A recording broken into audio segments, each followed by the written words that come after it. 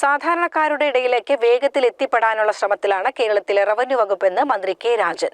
Kadampazhipuram 1-2 smart village office ഉദ്ഘാടനം നിർവഹിച്ച് സംസാരിക്കുകയായിരുന്നു മന്ത്രി. സാധാരണക്കാരനായ ഭൂരഹിതനായ ഒരു മനുഷ്യന് ഭൂമി മേടിച്ചു കൊടുക്കുക എന്നുള്ളതായിരിക്കണം നമ്മുടെ ലക്ഷ്യം.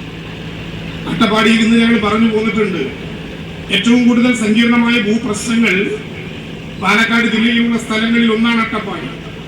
സാധാരണക്കാരായ മനുഷ്യരെ, ഭൂമിയുടെ അക്ഷരാർത്ഥത്തിലുള്ള ഉടമകളായ ആദിമ നിവാസികളായ മനുഷ്യരെ പലതു പറഞ്ഞു പറ്റിച്ചും അവരുടെ ഭൂമി കൈപ്പറ്റിയും താൽക്കാലിക തണ്ടപ്പേര് കൊടുത്തുമൊക്കെ സങ്കീർണമായിട്ടുള്ള ആ ഭൂപ്രശ്നങ്ങളുടെ പരിഹാരം കാണുകയാണ് ഗവൺമെന്റ്.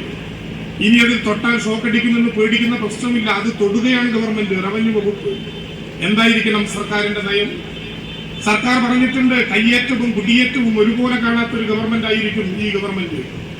കയ്യേറ്റക്കാരെയും കുടിയേറ്റക്കാരെയും ഒരുപോലെ കാണാത്ത ഗവൺമെന്റ് ആയിരിക്കും ഈ ഗവൺമെന്റ്.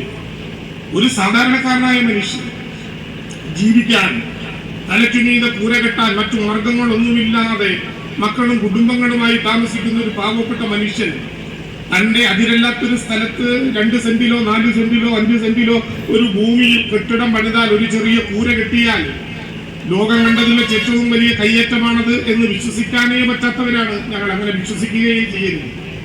അയാൾക്ക് ഭൂമി കൊടുക്കലായിരിക്കണം നമ്മുടെ ലക്ഷ്യം.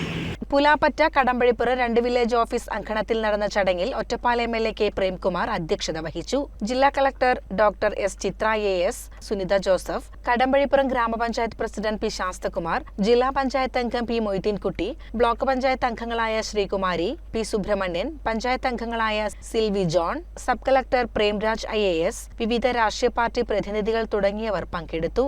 CCN കടമ്പഴിപ്പുറം.